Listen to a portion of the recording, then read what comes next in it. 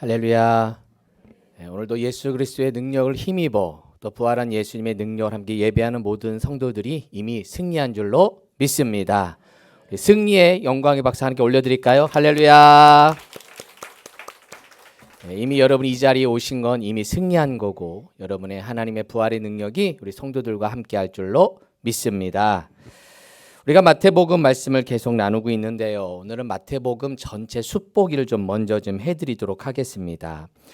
이런 마태복음 제가 한 절 한 절 보다 보니까 전체 그림을 좀 벗어나다 보면 이게 좀 그림을 또 이해하기가 어려울 때가 있는데 먼저 우리가 오늘은 10장을 보았는데 이제 9장까지의 큰 그림을 먼저 말씀 좀 드릴게요. 먼저 1장에서 4장까지는 예수님의 족보와 탄생 그리고 공생애를 준비하는 과정들이 앞부분에 있고요. 그리고 5장에서 7장이 여러분 잘 아시는 산상수훈. 그래서 산 위에서 하나님 주셨다. 그래서 산상수훈의 말씀을 주게 되고요.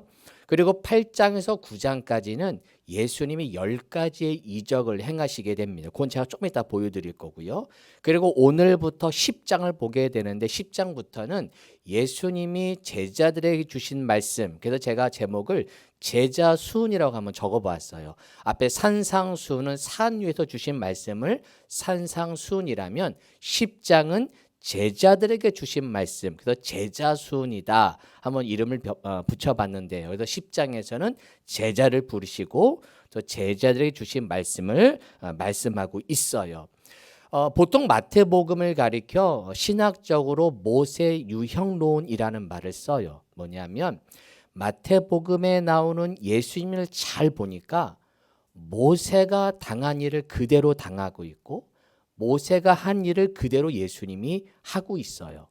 그래서 마태복음을 기록한 세리 마태가 마태복음을 기록할 때 청중이 누구냐? 우리가 누구한테 어떤 글을 쓰고 편지를 보낼 때 그 청중에 맞게 편지를 보내거든요. 예. 청중이 뭐 아기 엄마다. 그러면 아기 엄마의 상황에 맞게 우리가 편지를 보내고 청년이다. 그러면 청년에 맞게 또 신앙의 어떤 교과서를 보내듯이 이 마태복음을 우리가 보통 기독교인을 위한 교과서라는 말도 쓰면서 동시에 유대인들을 위한 책, 누구를 위한 책? 유대인들. 그래서 유대인들이 그리스도교로 개종할 때 개종한 그리스도인들을 위한 책, 혹은 유대인들을 개종시키기 위한 이 책이 이 마태복음이기 때문에 유대인들에게 위대한 지도자는 누구라고요? 모세거든요. 그래서 모세를 이들은 너무 잘 알고 있기 때문에 우리에게 오신 예수님은 모세처럼 위대한 지도자구나. 하나님이 모세와 함께한 것처럼 우리 예수님도 하나님이 함께하는 분이구나 라는 것을 보여주기 위해서 모세의 모습을 마태복음에 많이 그려져 있어요. 그래서 예수님의 족보와 탄생에서 우리가 알듯이 예수님도 태어날 때 헤롯이 예수님을 죽이려고 하고 그때 유아 아기들을 다 죽이는 일이 일어났듯이 모세도 그렇죠? 모세도 죽을 위기에 처했었죠. 그래서 이제 모세를 죽을 위기에서 이제 바구니로 해서 떠나 보냈죠. 살리기 위해서. 그리고 산상수훈, 예수님이 산 위에서 말씀하셨듯이 모세도 말씀하시죠. 그래서 모세 오경, 모세 몇 권? 오경, 5건. 그래서 모세 오경. 그래서 마태복음에도 5개의 말씀 묶음들이 있어요. 그래서 첫 번째가 산상수훈의 묶음이 있고 10장의 제자수훈의 묶음이 있고 제가 나중에 보면서 또 말씀의 묶음들이 5개가 있어요. 그래서 모세 오경을 뜻하는 그런 모습으로 마태복음이 기록되어 있고 그리고 이제 8장에서 9장을 보게 될 텐데 10가지의 이적을 소개합니다. 여러분 한번 성경 한번 열어보세요. 우리가 지금까지 본 말씀인데 한번 8장 한번 열어보세요. 마태복음 8장. 마태복음 8장 9장에 한번 성경에 혹시 펜을 가지신 분들은 한번 옆에다 숫자를 적어보세요. 자, 8장 2절에 보니까 누구를 깨끗하게 하시다? 그래, 첫 번째 나병 환자를 깨끗하게 한 기적 첫 번째. 두 번째 이적은 5절에 보니까 백부장이 누구를 고치시다? 그렇죠. 하인을 고친 사건 두 번째 기적. 그리고 14절, 8장 14절에 보면 베드로의 장모의 열병을 고친 사건이 세 번째예요. 거기 14, 15절 말씀, 14, 15절 베드로 장모의 열병을 고친 사건 세 번째. 그리고 23절 바다와 바람과 바다를 어떻게 하시다? 이게 네 번째 사건, 네 번째 기적. 그리고 28절에 보니까 28절 귀신 들린 몇 사람을 고치시다? 두 사람. 이것이 다섯 번째 기적. 다섯 번째 기적. 자, 9장으로 넘어보세요. 9장 1절에 보니까 누구를 고치시다? 그렇죠. 중풍병자를 고치신 게 여섯 번째 기적. 여섯 번째 기적. 그리고 18절에 관리의 딸 혹은 야이로의 딸을 고친 이야기가 일곱 번째. 그리고 그 중간에 20절 12해 동안 혈루증 앓은 여인을 치료한 사건 여덟 번째. 12의 혈루증 여인을 치료하죠. 그리고 27절 맹인들의 무엇을 뜨게 하시다? 눈을 뜨게 하시다. 이게 아홉 번째 맹인들의 치유 사건. 마지막 열 번째는 32절 말 못하는 사람을 뭐 하시다? 고치시다. 이게 열 번째 기적. 그래서 예수님이 10가지의 기적을 행하심을 통해서 예수님도 이런 만왕의 왕으로 오셨다. 능력을 행하시는 분임을 보여준다면 모세도 출애굽하기 전에 몇 가지 이적을 행했어요? 그렇죠. 10가지 이적을 바로 앞에 행하였고 마지막 열 번째 재앙이 장자의 죽음의 재앙을 통해 그들을 출애굽하도록 허락을 하지 않았습니까? 그래서 마태복음에도 예수님이 10가지 기적을 행하시고 그리고 모세도 10가지 이적을 행함을 통해서 모세가 행한 하나님의 능력을 예수님도 그대로 행하시는 그런 능력의 예수님이다. 우리는 예수님을 믿음으로 고백하지만 이들은 이제 예수가 누군지를 몰라요. 그냥 예수님이 나와 똑같은 사람으로 보여지거든요. 근데 너희들이 모세를 그렇게 위대한 지도자로 생각하듯이 예수님도 그렇게 하나님의 능력을 힘입어 이렇게 능력을 행하시는 분임을 말해주고 증거를 보여주고 있는 것이죠. 그래서 마태복음에는 이렇게 왕이신 예수님, 능력을 행하시는 모습으로 보여줘요. 전에 한번 이거 말씀드린 적이 있는데 마태, 마가, 누가, 요한복음에 나타난 예수님의 어떤 강조점이 좀 달라요. 자, 마태복음에는 무엇으로 오신 예수님? 왕으로 오신 예수. 그래서 만왕의 왕, 유대인의 왕이구나. 물론 모든 복음서에 유대인의 왕이라는 표현이 나오지만 특별히 마태복음에는 예수님이 돌아가시고 그 죄의 명에 유대인의 왕이라는 이름이 새겨질 정도로 유대인의 왕으로 오신 모습을 보여줘요. 그래서 왕으로 다스리시고 왕으로 통치하시는 그런 모습이 보여진다면 마가복음에는 무엇으로 오신 예수님? 종으로 고난받는 종의 모습. 고난받는 종의 모습. 그래서 십자가를 지고 힘없이 고난 받으시는 그 예수님의 모습을 드러낸 복음서가 마가복음이다. 자, 누가복음은 무엇으로 오신 예수님? 인간으로 오신 예수님. 인간적인 예수님의 모습이 많이 그려져 있어요. 그래서 사마리아인을 이렇게 보살피는 예수님, 여인들에게 특별히 관심 많은 그 여인의 그런 모습들이 특별히 누가복음에 많이 나타나요. 그래서 누가가 의사였기 때문에 더 긍휼히 여기는 마음이 더 많았는지 예수님을 아주 인간적인 모습으로 그리고 있죠. 마지막 요한복음은 누구로 오신 예수님? 하나님의 아들. 그래서 신적인 모습. 누가복음과 요한복음은 마치 그 두 바퀴와 마찬가지예요. 인간적인 예수님을 누가복음에서 보여준다면 요한복음은 인간적인 예수님이 잘 보이지 않아요. 그래서 요한복음에는 예수님의 어린 시절이 나오지 않아요. 바로 가나 혼인잔치에서 바로 요한복음 2장에 바로 물을 포도주로 만들고, 그래서 요한복음 1장에는 로고스, 말씀이 육신이 되었다는 말씀으로 그냥 어린 시절 얘기가 나오지 않아요. 왜? 누구의 아들로 오셨기 때문에? 하나님의 아들. 하나님의 아들로 오셨기 때문에 물론 인간적인 예수님도 나오지만 요한복음의 강조점은 하나님의 아들로 기적을 베풀고 그리고 신적인 모습, 그래서 믿어라, 믿어라. 그래서 요한복음에 특별히 이적을 표적이라는 단어를 많이 사용해요. 이적, 기적, 표적, 똑같은 비슷한 말인데 미라클이라는 영어인데 이것을 조금씩 헬라어로 다르게 말해요. 표적, 뭐예요? 사인, 하나님의 아들임을 보여준 사인, 하나님의 아들을 믿어라, 믿어라. 그래서 요한복음에는 믿어라를 강조해요. 하나님의 아들임을 믿어라. 그 믿음을 강조하는 그 복음서가 요한복음이라는 겁니다. 이런 정도로 여러분이 좀 신약 성경을 공부하고 읽을 때 조금 이런 걸 가지고 개론적인 걸 공부하면 좀 도움이 될 것 같다 말씀을 나눕니다. 자, 다시 마태복음으로 넘어올게요. 자, 우리가 10장을 보았는데 10장에서는 제자를 부르시는 말씀이 나와요. 다시 한번 마태복음 10장으로 넘어와 보세요. 자, 10장 1절에 몇 제자를 부르시다? 그렇죠. 12제자를 부르시는 모습. 그리고 2절에 보니까 소제목이 나오네요. 12제자에게 무엇하여 이르시다? 명하여 말씀하여 이르시다. 그래서 2절부터는 제자들의 이름이 등장하고 너희들이 어떻게 해야 될 것인가를 제자도, 아까 제가 제자수훈, 산상수훈처럼 제자수훈, 제자들이 너희가 당할 일, 너희가 어떻게 살아가야 될 거고 어떤 일을 당할 것인가를 미리 말씀하신 장이 10장이에요.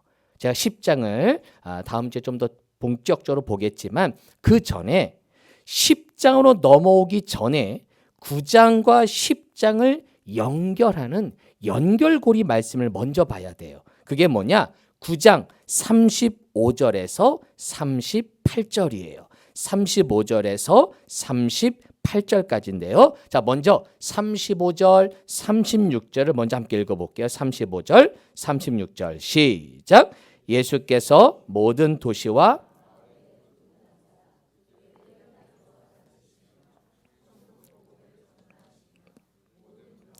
모든 약한 것을 고치시니라. 무리를 보시고 불쌍히 여기시니 이는 그들이 목자 없는 양과 같이 고생하며 기진함이라. 자, 35절에 보니까 예수님의 3대 사역 많이 들어보셨죠? 첫 번째 뭐 하신다? 가르치시며. 두 번째 뭐 하신다? 전파하시며. 세 번째 고치시는. 이게 예수님의 대표적인 예수님의 3대 사역으로 말해주고 있어요. 그래서 가르치고 교육하고 그리고 전파하고 전도하고 선교하고 복음을 전하고 마지막 고치시는 힐링, 치유 사역을 주님은 하고 계시죠. 그래서 교회들마다 많은 사역 중에 이 세 가지를 사실은 이게 기본이죠. 여기에 더 이제 가지치기를 하지만 이 사역을 우리는 보통 기본적으로 합니다. 그리고 이렇게 예수님이 가르치고 전파하고 그리고 치유하신 이유로 왜 그러시느냐? 36절에 보니까 무리를 보시고 어떻게 여기시니? 그렇죠. 불쌍히 여기죠. 이 불쌍히 여기시니 동그라미 한번 쳐보세요. 불쌍히 여기시니, 불쌍히 여기시니. 이 불쌍히 여기심을 통해 실은 그 다음 말씀이 이어지는 거예요. 불쌍히 여기셨기 때문에 일꾼을 찾았고 그 무리들을 불쌍히 여겨서 그들을 어떻게 하면 인도할까 가르치셨고 그들을 어떻게 하면 하나님의 나라를 알게 할까 복음을 전파하셨고 그 아픈 자들을 불쌍히 여기셔서 그들을 치유하셨고 그렇죠? 그리고 그들을 치유하고 고칠 일꾼을 불러보니까 일꾼이 없어. 그래서 10장에 나오는 제자들을 부르시는 12제자들을 부르셔서 일꾼 삼아 주시는 그래서 불쌍히 여기시니의 이 말씀을 통해 지금 예수님의 앞에 기적은 물론 이때도 제자들이 있었지만 예수님의 8장에서 9장은 예수님 홀로의 권능이에요. 그분의 능력으로 행하셨어요. 이때 제자들은 그렇게 하는 일이 없어. 오히려 제자들은 예수님의 일에 방해를 해. 무리들을 막고 그리고 믿지를 못해. 그러나 10가지 재앙은 예수님의 권능으로 그분의 능력으로 행했다면 10장부터는 예수님과 제자들이 함께 사역을 해요. 그래서 제자들을 키워서 제자들을 양육해서 그 제자들이 전파하고 제자들이 고치고 제자들의 능력 행함을 통해서 하나님의 나라를 일하시는 것을 보게 되는 겁니다. 그래서 불쌍히 여기시고, 이게 중요해요. 여러분, 주님이 우리를 불쌍히 여겨 주셨다는 사실을 여러분 기억하길 바랍니다. 이게 구원의 기본이에요. 기초예요. 나를 불쌍히 여겨 주신 것. 내가 뭐가 예쁘다고, 내가 뭘 그렇게 했는 게 있다고 나를 불쌍히 여겨 주셔서 우리를 구원해 주시고 우리를 자녀 삼아 주신 줄로 믿습니다. 긍휼해 주신 거죠. 하나님의 긍휼하심으로 우리가 이 자리에 있는 거예요. 그래서 우리의 구원도 마찬가지예요. 우리가 구원받은 것도 주님의 긍휼하심 때문에 우리가 이 자리에 있는 거고, 우리를 불쌍히 여겨 주셨기에, 우리를 긍휼히 여겨 주셨기에 우리가 이 자리에 온 줄로 믿습니다. 디도서 3장 5절, 우리를 구원하시되 우리가 행한 바 의로운 행위로 말미암지 아니하고 오직 그의 무엇하심을 따라, 의로운 행위가 아니라는 거예요. 우리의 의로운 행위로 구원받은 게 아니에요. 그분의 긍휼하심에 따라 우리가 중생의 씻음과 성령의 새롭게 하심으로 그런 은혜를 받은 것이죠. 히브리서 4장 16절, 그러므로 우리는 무엇하심을 받고, 긍휼하심을 받고 때를 따라 돕는 은혜를 얻기 위하여 은혜 보좌 앞에 어떻게 나갈 것이니라? 그렇죠. 긍휼하심을 입어서 내가 담대히 나갈 수 있는 거예요. 할렐루야. 하나님의 긍휼하심이 없으면 하나님께 담대히 나아갈 수가 없어요. 나를 불쌍히 여겨주셔서 우리가 주님 앞에 담대히 나아갈 줄로 믿습니다. 이런 하나님의 긍휼하심을 받았으니 우리도 옆 사람을 보면서 불쌍히 여기는 마음, 긍휼히 여기는 그 마음으로 섬길 수 있게 되기를 축복합니다. 할렐루야. 여러분, 남편들을 불쌍히 여겨주세요. 아멘을 안 하시네. 불쌍히 여겨주세요. 여러분이 키우는 개만큼만 사랑해 주세요. 뭐 이런 조크도 있죠. 이사 가면 우리 남편들이 강아지 들고 있어야 된대요. 강아지는 찾아도 남편은 안 찾는다고. 강아지를 들고 있어야 강아지와 함께 이삿짐 잘 탄다고. 이런 정말 비참한 얘기까지 들려오는 이 시대에 서로 불쌍히 여겨주시기를 축복합니다. 할렐루야. 아내도 마찬가지죠. 남편은 아내를 긍휼히 여겨주고 또 자녀들을 또 긍휼히 여겨주시기를 바랍니다. 할렐루야. 중간고사 시험이라 열심히 공부하는데 성적이 안 나와서 많이 힘들어 하더라도 여러분 긍휼히 여겨주시기를 바랍니다. 좋은 건 안 좋고 머리 나쁜 머리만 닮아가지고, 그죠? 하지만 우리가 긍휼히 여겨주시고 많이 사랑해 주시는, 그래서 치갈한 마음이 들면 용서가 돼요. 할렐루야. 할렐루야. 서로 불쌍히 여기는 마음, 치근한 마음을 여러분 서로 가져주기를 바랍니다. 불쌍히 여기는 마음. 이번 주 새벽에 에스더 말씀을 나누면서 에스더 5장에 보게 되면 이제 에스더가 4장 마지막에 죽으면 죽으리다 라고 얘기하고 이 에스더가 왕에게 나아가요. 왕이 금규를 내밀지 않으면 이 에스더 왕후는 죽게 돼요. 근데 죽음을 각오하고 그 왕에게 나아갑니다. 그러자 그 왕이 에스더를 보자 에스더를 한 달 동안 못 봤대요. 부르지 않았대요. 사랑이 식었나 그런 줄 알았는데 그게 아니에요. 왕이 에스더를 보자 뭐라고 말하느냐? 2절에 보니까 왕후 에스더가 뜰에 선 것을 본즉 매우 무엇함으로? 사랑스러움으로. 저는 이 말씀 묵상하는데 마음이 찡하더라고요. 하나님이 그 왕후의 마음을 녹여주셔서 에스더의 모습을 보자마자 그냥 사랑스러운 마음이 든 거예요. 뭐 이유가 없어요. 그냥 사랑스러운 마음이 든 거예요. 할렐루야. 그래서 그냥 내가 나라 절반이라도 주겠다. 내가 나라 절반이라 줄 테니 소원을 말해봐라. 소원을 말해봐. 뭐 이러면서 소원을 말해보래요. 소원을 말해보래. 그렇게 소원을 말해볼 정도로 사랑스러운 그 마음을 하나님이 주신 것 아니겠습니까? 그냥 사랑스러운 것입니다. 시작. 이게 사랑은요, 그냥 사랑스러운 거지 뭐 조건 따지고 이유 따지다 보면 사랑할 거 별로 없어요. 근데 그냥 사랑스러운 마음, 그런 사랑스러운 마음으로, 그리고 치근한 마음, 불쌍히 여기는 마음이 우리 안에 있게 되기를 축복합니다. 저도 우리 성도들을 바라보면 사랑스럽습니다. 할렐루야, 할렐루야. 나라 절반이라도 드리고 싶어요. 그냥 사랑스러운 거예요. 같이 십자가 지고 가고, 같이 믿음의 이 공동체에 와서 함께 예배하고, 뭐가 그렇게 찾으시는 교회를 좋다고 열심히 찾아 이곳에 오시고, 그렇게 함께 와서 함께 교제 나누고 함께 웃고 함께 교제하는 여러분을 보면 그냥 사랑스럽죠. 여러분, 교회 가족은 그냥 사랑스러운 거예요. 할렐루야. 교회 가족은 그냥 사랑스럽습니다. 시작. 솔직히 그렇게 예뻐서가 아니에요. 그냥 사랑스러운 거예요. 사랑스럽고 그냥 서로 보면 좋고, 우리 청년들이 그냥 사랑스럽습니다. 할렐루야. 우리 자녀들이 그냥 사랑스럽죠. 우리 장로님들 보면 그냥 사랑스러운 거예요. 그냥 사랑스럽고 존경스러운 거예요. 그런 마음으로 여러분 사랑하기를 축복합니다. 여러분도 제가 사랑스럽나요? 정말인가요?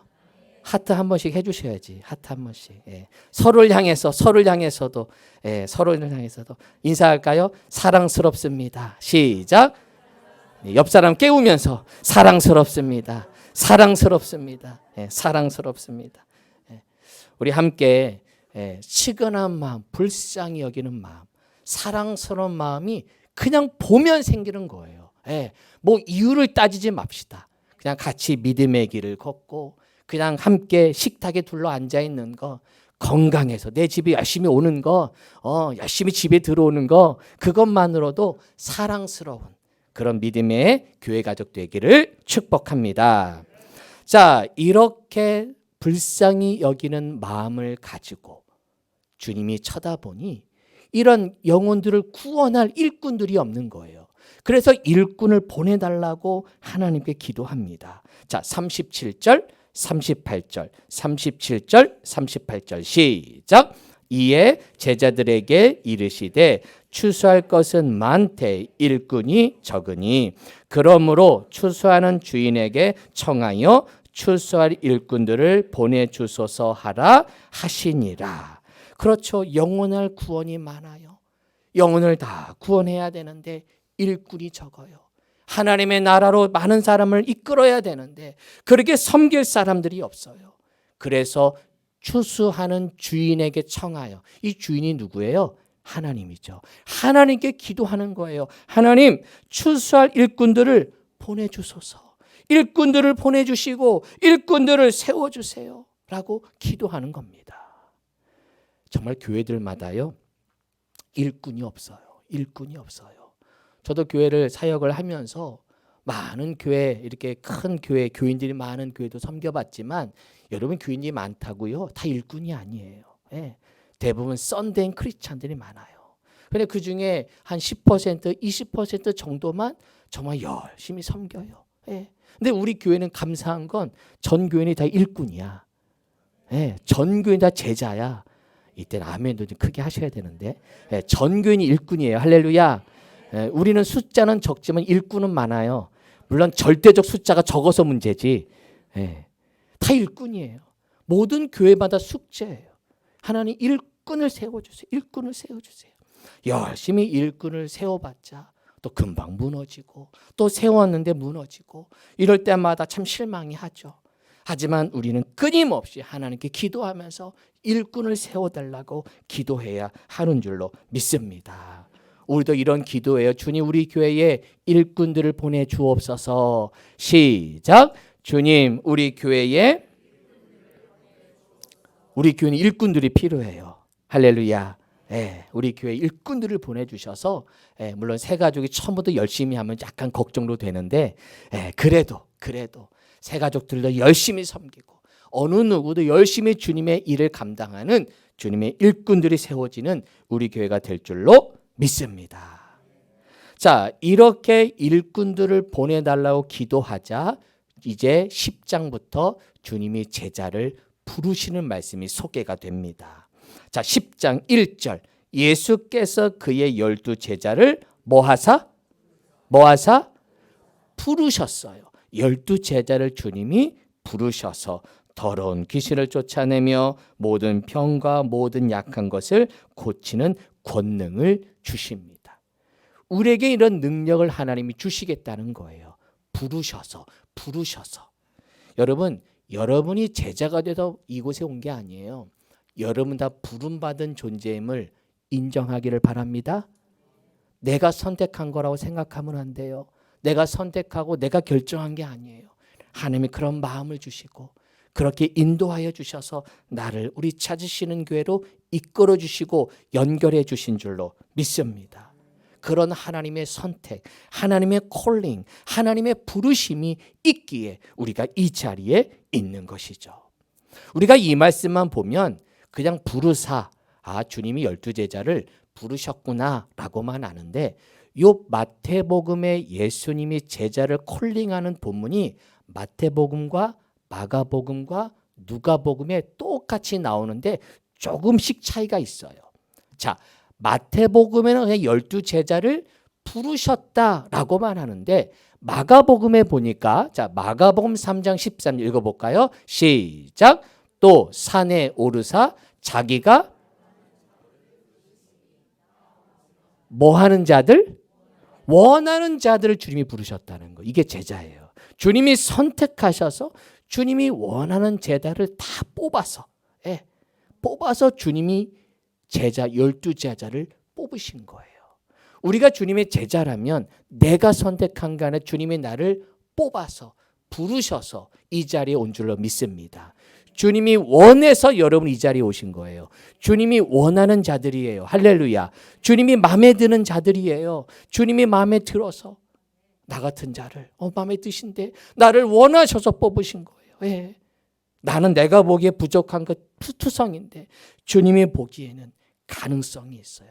제가 다음 주에는 이제 우리가 2절부터 4절까지는 제자들을 조금씩 제가 요약해서 뭐 인물 성경 설교하면 끝도 없지만 중요한 키워드만 간단간단 정리해 드리겠지만 오늘은 어쨌든 크게 보면 여기 우리가 그냥 대충도 알아요. 3절 보세요. 3절 보세요. 세리 마태 자신의 직업을 얘기해요. 마태, 세리 마태 뭘 자랑할 게 있다고. 세리 마태 나 죄인이야 라고 말하고 있고 마지막에 이 가나나인 시몬 가나나인 이게 열심당원이란 얘기예요. 정치적인 열심당원 정치적 의도로 예수님을 만난 사람 예수님 어떻게 하면 정치적으로 이용할까? 시몬이 그런 사람이죠. 가룟 유다 예수를 판 자 그렇게 기도하고 뽑았지만 예수님은 이 가룟 유다를 예수를 팔아넘긴 그런 불량품까지 나오게 됐죠. 어쨌든 주님이 부족하지만 주님이 원해서 부르셨다라는 것. 그리고 누가복음에 보니까 자 마가복음에 또 산에 오르사로 돼 있잖아요. 마가복음에 우리는 그냥 마가복음만 보면 산에 올라가서 부르셨구나 라고 하는데 누가복음에 보니까 산에서 뭐 했는지를 또 보고해 줘요. 자 누가복음 6장 12절 시작. 이때에 예수께서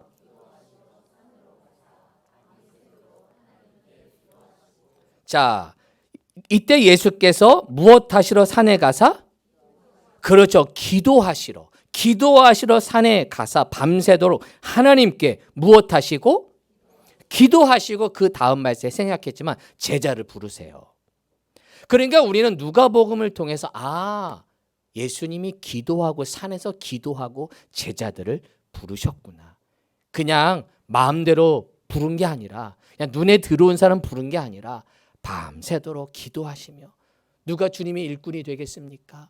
누가 미래 가능성이 있는 주님의 제자가 되겠습니까? 지금은 형편없고 지금은 죄인이고 지금은 그냥 어부 출신 그러한 사람인데 그런 사람들을 내가 어떻게 뽑을 것인가? 누구에게 만날 것인가?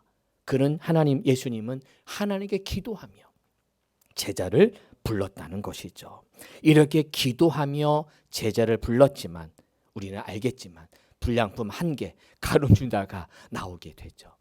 어쨌든 주님은 제자를 부르실 때 원하는 제자를 부르셨고 기도하고 고민하면서 주님이 제자들을 불렀듯이 오늘 예배하는 여러분 모든 성도들을 주님이 제자로 부르신 줄로 믿습니다. 여러분 이 자리에 오신 것은 하나님 나를 불렀기에 나를 제자 삼으시고 자녀 삼아 주셔서 이 자리에 온 줄로 믿습니다. 그러기에 우리 모두는 부름받은 존재들입니다. 우리 모두는 부름받은 존재들. 제가 할래요가 아니라 나를 부르셔서 나를 콜링하셔서 그 은혜로 내가 이 자리에 있음을 늘 기억하며 내가 부름받은 존재, 주님이 원하시고 기도하시고 나를 부르셨다는 그 믿음으로 여러분 담대하게 주 앞에 나아가기를 축복합니다. 주님이 필요해서 부르신 거예요. 여러분 이 자리에 있는 것 주님이 각자 필요해요. 제가 우리 교회 성도 한 분을 보고 우리 청년들도 보고 자녀들을 보면 하나님이 왜 이 친구를 여기에 부르셨을까? 왜 이곳에 있게 하셨을까? 이게 이해가 돼요. 왜? 누구 때문에 오고 누구의 영향을 받고 서로 기도의 동역자, 기도하는 모습을 보면서 하나님이 우리 찾으시는 교회 성도를 이곳에 오게 한 이유가 있구나. 저는 기대하기로는 여러분을 통해 또 다른 영혼이 오는 또 다른 일꾼들이 세워지는 우리 교회가 될 줄로 믿습니다. 할렐루야. 여러분을 통해 하나님이 또 다른 사람을 부르셔서 또 다른 사람을 콜링하셔서 나를 통해 또 다른 영혼을 세우는 그런 믿음의 교회 찾으시는 교회가 될 줄로 믿습니다. 우리 모두는 부족합니다. 서로를 긍휼히 여기는 마음, 불쌍히 여기는 마음, 사랑스러운 마음으로 서로를 바라보고 축복할 때 그런 믿음의 아름다운 부름받은 공동체가 될 줄로 믿습니다. 아멘. 기도하겠습니다. 하나님, 우리를 부르셔서 죄인된 우리들을 긍휼히 여겨주셔서 우리를 자녀 삼아 주심에 감사합니다.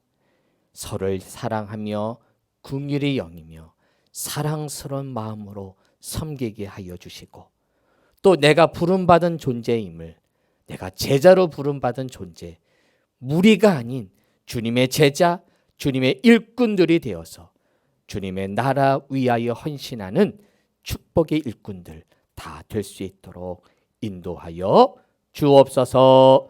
하나님 나라 위하여 쓰임받는 그래서 지역사회를 섬기고 우리가 우리끼리만 머무는 교회가 아니라 지역을 넘어 하나님 서울을 넘어 세계 열방을 선교하며 섬기는 주님의 나라 세우는 찾으시는 교회가 되게 하여 주옵소서.